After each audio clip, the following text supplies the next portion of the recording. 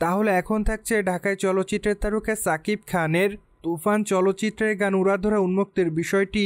কেননা এরই মধ্যে চলচ্চিত্রের উড়াধরা গানটি উন্মোচন করা হয়েছে, সেখানে অবশ্য মিমি এবং সাকিব খানকে একসঙ্গে পারফর্ম করতে দেখা যায়।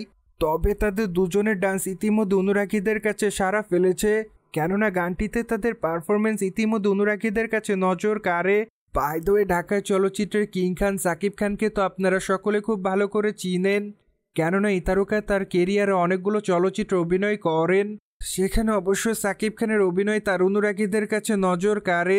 সুতরাং এই জন্য অবশ্য অল্প সময় ঢাকায় চলচ্চিত্র আলোচিত তারকা হয়ে ওঠেন।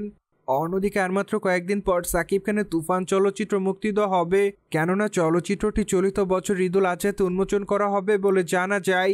সুতরাং এই জন্য অবশ্য এরই মধ্যে চলচ্চিত্রের শুটিংয়ের কাজ প্রায় শেষের দিকে। মোরওভার চলচ্চিত্রটিতে সাকিব খানকে অবশ্য ডনের চরিত্রে দেখা যাবে, কিন্তু চলচ্চিত্রটিতে ক্যামিও চরিত্রে চঞ্চল চৌধুরীকে দেখা যাবে। সুতরাং এরই মধ্যে চঞ্চল চৌধুরীর লুকও দেখা গিয়েছে চলচ্চিত্রের পর্দায়। মূলত এই জন্য অবশ্য চলচ্চিত্রটিকে কেন্দ্র করে দর্শকদের মধ্যে বাড়তি উন্মাদনা রয়েছে।